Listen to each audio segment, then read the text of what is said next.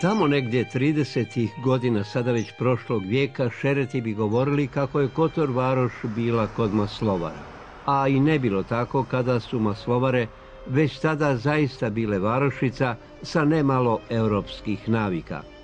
Sa radničkom klasom koju je iznjedrio rudnik, tako da su čobani, i to preko noći, postali rudari, dakle radnici proleteri. Njih oko 400 svakodnevno je kopalo po 300 tona uglja. U svijetu geologije poznati Friedrich Kacer pisao je tada da se bogatstvom uglja na tako malom prostoru može pohvaliti rijetko koja zemlja u Europi. Uporedo sa eksploatacijom rude, a onda i drveta i šumskih revira ovog kraja, gradila se i uskotrašna pruga od Banja Luke do Maslovara koju su podizali ruski zarobljenici. Maslovare su tako za malo pa preko noći postale radničko naselje. U funkciji je tada bila i mala elektrana, a onda i ulična rasvjeta, zatim trgovine, mesnice, javno kupatilo, kuglana, brijačnice. U Maslovarama je tada osnovano i Sokolsko društvo, te Srpsko kulturno i prosvjetno društvo Prosvjeta. U Maslovarama je 1935. podignut spomenik kralju Aleksandru, koji je tokom Drugog rata porušen. I tako redom, i Bog te pitao dokle.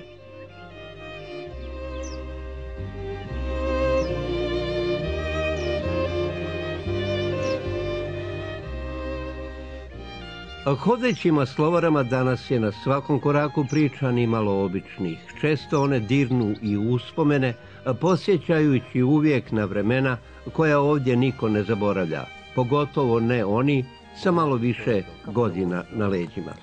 Ovo se mi zovemo Stare Bašče. A Stare Bašče? Stare Bašče. Znači tu je sad bio centar starih Maslovara. Ovdje je bio centar, tamo su bile Smiljića kuće, na onom, kad odemo gore možda vidjet ćemo Režuljak tamo. Dobro. Ovdje je bila Jotanske jedna, druga ovdje, a tamo dvije Bubića kuće bile. I to su najstariji Triković su bili isto ovdje negdje, ja vam ne mogu tačno reći gdje su Triković bili, tamo još jedna njima kuća. 6 kuća bilo tada. I to su prvi stanovnici Maslovara? To su prvi stanovnici Maslovara.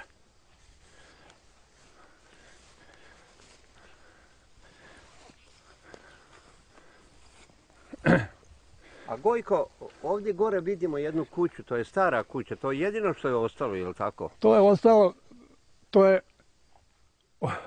od Brinoga prapunca. Da. Njegov je punac bio ovdje dugo vremena, pa je sašao ovdje dolje, gdje mi zovemo Kalaura, ima njegov isto kuća, ostala stara. Pa onda opet se selio u Maslovare, njegov punac. A djed mu je živio 90 godina. Jovan, djed Jovan. Živio oko 90 godina, nosio brkove, nosio one svilaje. Da, u nošnju. To je. Reci mi, Gojko, ti sve što znaš o ovim ovdje krajevima, to si čuo od svojih predaka, od svog djeda, oca i tako? Evo što znamo, ovdje je osnovano groblje, oni su osnovano groblje. Mi smo produžili, ovi mlađi generacija moja i ostala generacija, produžili groblje. Evo ga tamo, napravili smo kapelu i to sve sada.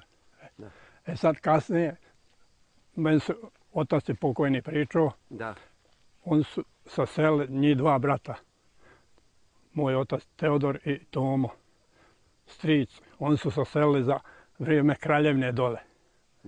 A ovdje je treći im brat Damjan ostao. Sad njima dole zabranjivala vlast da prave kuću ovdje, da su pravili radi rudnika. Oni su smatrali da će rudnik proći, pošto je rudnik radio tada. I nekako jedva su dobili tu dozvolu da prave kuću. I nekako dobili, mi smo dolje. Ja sam dolje rođen, 35.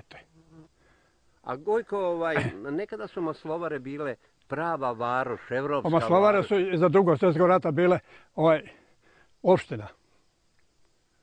Opštinama bile. A i prije rata bilo je prije Drugog svjetskog rata bila struja tu. Tu je rudnik radio, tu je bilo rudari odavde radili ovi naši.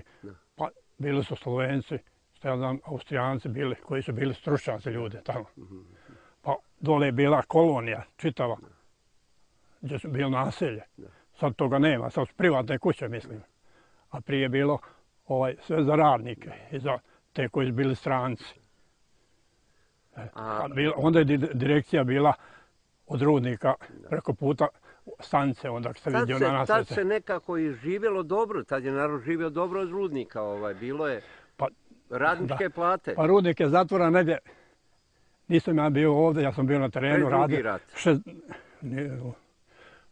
62. godine, ja mislim, rudnik je zatvoren negdje. A to je poslije? Radio je rudnik poslije. Dole je centrala napravljena isto niže crkve. Zna Brijović, to je bila centrala poslije rata. Tamo su tri kazna bile centrale što je pravila Austro-Ugarska i Kraljevina Jugoslavija. Zbog rude i drveta ovdje je napravljena pruga od Banja Luke do... Pruga je bila do Maslovara, iz Maslovara za Šumsku, Jankovac, za Kruševicu, za Crvenu rijeku. Mi zovemo Uzlomac, a to je Crvena rijeka u karti. I Gojko, čega se ti najradije sjećaš iz tog vremena? Bio si onda mlad? Pa bio sam mlad, bila je bijeda iza Drugog svjetskog rata. Kad sam morao, ja sam išao u školu skoro bos. Završio sam 4 razreda 50. godine. I odmah su me, moram to reći, otjerali na omlansku izgradnju od 15 godina mene. 13. oktobra ja sam ošao na omlansku izgradnju, završio osnovnu školu. Tada nije bilo više razreda ovdje, već 4 razreda bilo. I odmah sam ošao na izgradnju omlansku. Ali tada je bilo veliko srce, kao ideš graditi Jugoslaviju. Ali bio je elan, to je nemoguće. To sad ne možete kazati nikome od mladi ovdje. Kako je bio elan omladni. Pa sam onda opet 52. bio na izgradnji omladinskoj Konjic Jablanca. To je bilo nemoguće. Sve drvena kolica. Hramp i lopata. Nije bilo mašine nike. Vjeruju li danas potomci tvoji tome što ti pričaš? Vjeruju kad ja kažem. Oni kažu ti bi želio da i mi tako živimo. Da. Ako ne bi želio, ali vam pričam kud sam ja se prošao, koliko sam ja faza promijenio rada dok sam došao do nekog posla stalnoga, mislim. Ti si živio, Gojko, u vrijeme i kralja i Tita. Pa eto, malo sam kralja, rođen sam i to. Titovo vrijeme, pa onda ovo današnje vrijeme. Titovo. Pa obično je da se pita gdje je bilo najbolje? Da li je igdje bilo dobro? Za tebe baš? Narodu nikad vlast nije svema dobro. Nikada, nikome.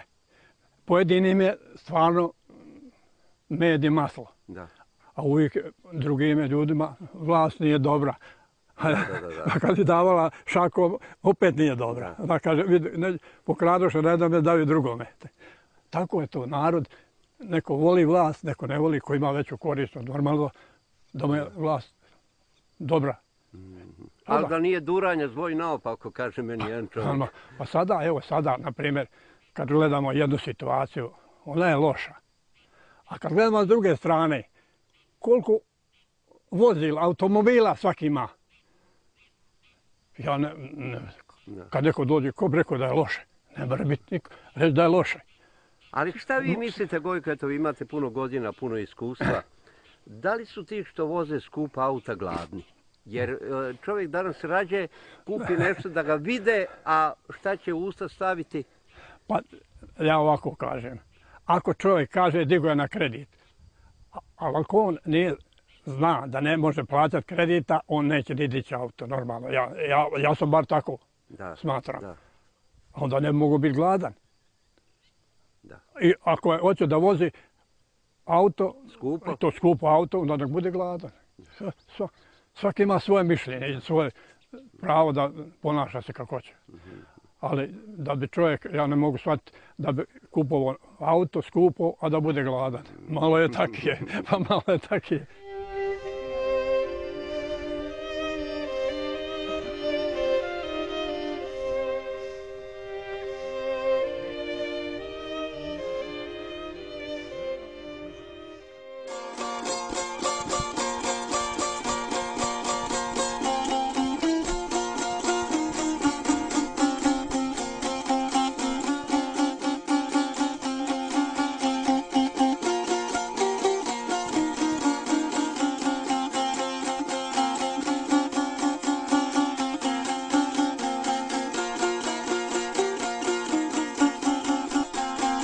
danas ovdje u Raštanima kod jednog dobrog čovjeka, Petrušića, Đorđa, kod jednog dobrog čovjeka koji, pored ostalog, zna i da svira šargiju. Đorđo, od kada druguješ sa šargijom? Od djetinjstva.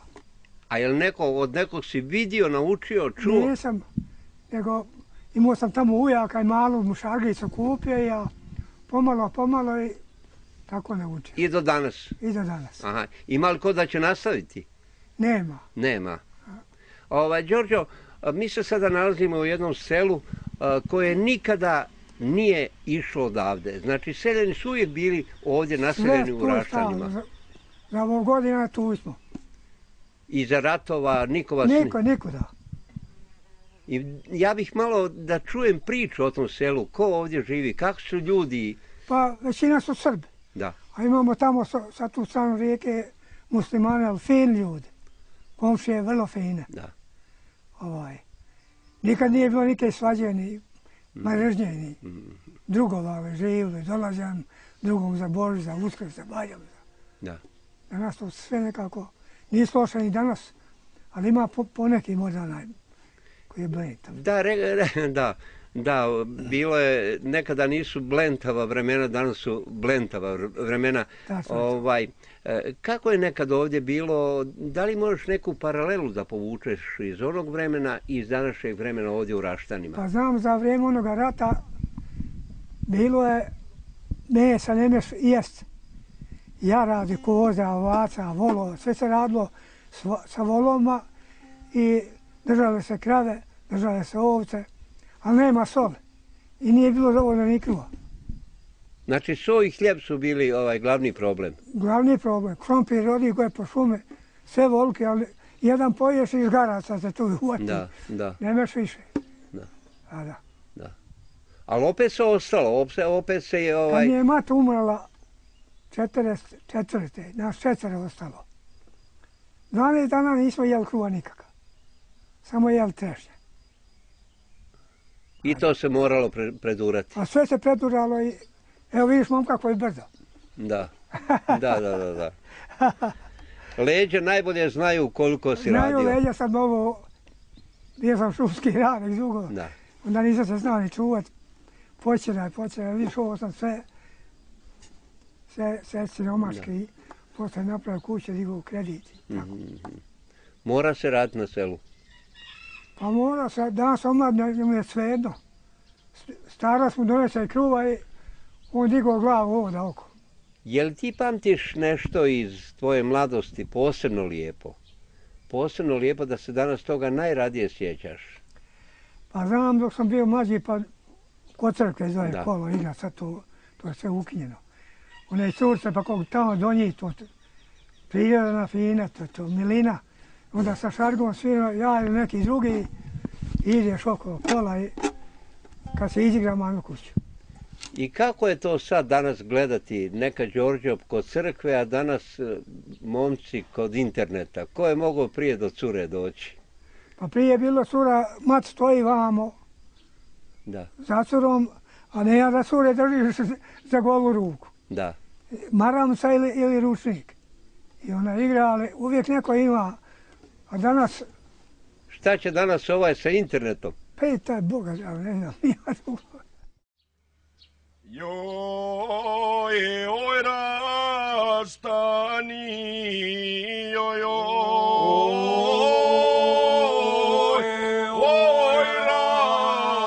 Raštani, ne bi vas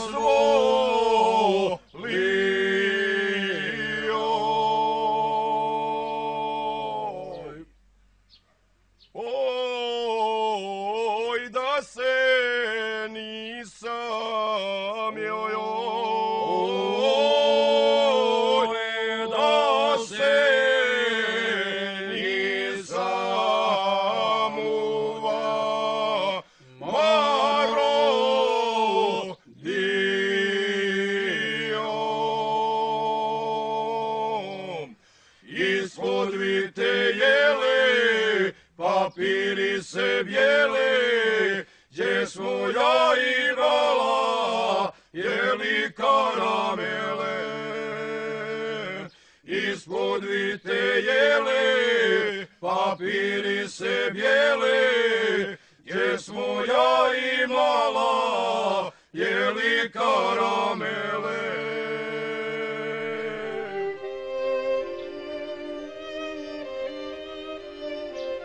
Koliko god se patio, gdje god je bio, ali skrivao se kako bi glavu spasio, koliko god muku mučio i gdje god da ga je čemer pratio, i srpski pravoslavni narod Maslovara nikada nije ostavljao tamo negdje svoju crkvu, a ne do Bog da bi ih zaboravio.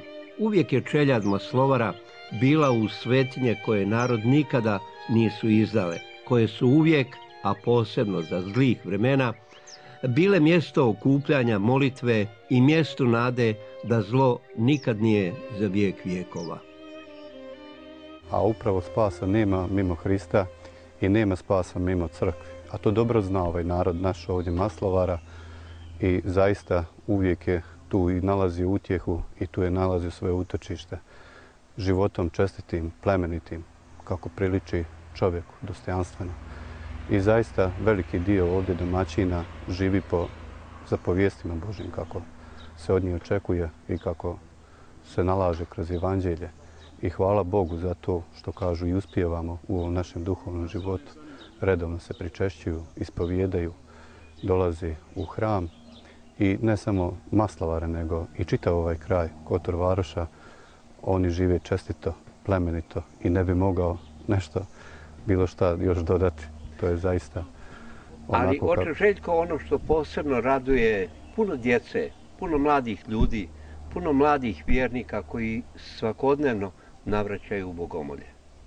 Pa hvala Bogu, to jeste nekako upravo satisfakcija za ovaj sav naš rad i za trud i za služenje Bogu, što upravo to sjeme koje pada i riječ koja se sije u ovome svijetu evanđeljska pada na te mlade duše i zaista on, hvala Bogu, dolazi u hram i što kažu, započinju svoj život sve što treba sa crkvom i nadam se da će Gospod dati da to uzri i da roda donese dobroga i čestitoga u njihovom životu, a naravno i u sveukupnom našem crkvenom životu i našem spasenju, kako napomenuti.